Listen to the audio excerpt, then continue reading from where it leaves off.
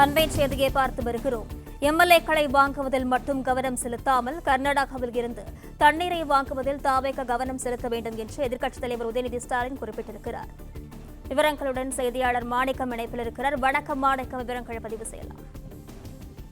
தமிழ்நாடு சட்டமன்ற எதிர்க்கட்சி தலைவர் உதயநிதி ஸ்டாலின் தற்போது ஒரு சமூக வலைதள பதிவில் ஏற்றிருக்கிறார். அந்த பதிவுல முதலமைச்சரை கர்நாடகாவில் இருந்து தண்ணீர் பெறுவதற்கான அந்த முயற்சிகளை மேற்கொள்ள வேண்டும் என வலியுறுத்தியும் அவர் அந்த பதிவு இடம்பெற்றிருக்கிறது.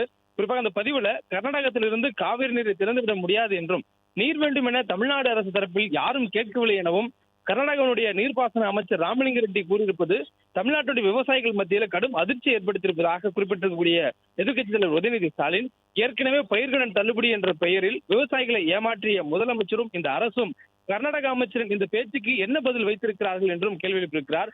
மேலும் திமுகவுடைய கடந்த 5 ஆண்டுகால ஆட்சியில 5 ஆண்டுகளும் சரியாக ஜூன் 12ஆம் தேதி அன்று மேட்டூர் அணையிலிருந்து குறுகை சாகுபடிக்கான தண்ணீர் திறந்துவிடப்பட்டதாகவும், ஆனால் இந்த ஆண்டு இன்று வரை மேட்டூர் அணையிலிருந்து தண்ணீர் திறக்கப்படவில்லை என்றும் குறிப்பிட்டிருக்கிறார்.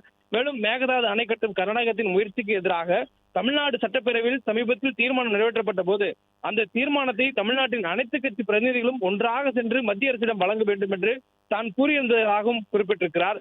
மேலும் காவிரி மேலாண்மை வாரியத்தின் தீர்ப்பின்படி ஜூன் மாதம் வழங்க வேண்டிய 9.91 டிஎம்சி தண்ணீரை கர்நாடகம் திறக்காதது குறித்தும் பேசியிருந்ததாக குறிப்பிட்டிருக்கிறார்.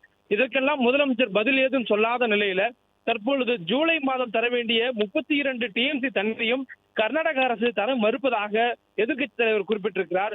மேலும் ஆளுங்கட்சியுடன் திடீர் கூட்டணி அமைத்திருக்கக்கூடிய காங்கிரஸ் கட்சியுடைய ஆட்சிதான் கர்நாடகத்தில் நடைபெறுகிறது. அப்படி இருக்கக்கூடிய அந்த ஆட்சியிடம் இருந்து தமிழ்நாட்டுக்கு சேர வேண்டிய தண்ணீரை தமிழ்நாடு முதலமைச்சர் விஜய் கேட்டு பெற வேண்டும் எனவும், தமிழ்நாட்டில் எதிர்க்கட்சிகளுடைய எம்எல்ஏக்களை வாங்குவதில் மட்டும் கவனம் செலுத்தாமல் கர்நாடகாவிடமிருந்து தமிழ்நாட்டிற்கு வர வேண்டிய தண்ணீரை வாங்குவதிலும் முதலமைச்சர் விஜய் கவனம் செலுத்த வேண்டும் என எதிர்க்கட்சித் தலைவர் உதயநிதி ஸ்டாலின் அந்த பதிவுல வலியுறுத்தியிருக்கிறார்.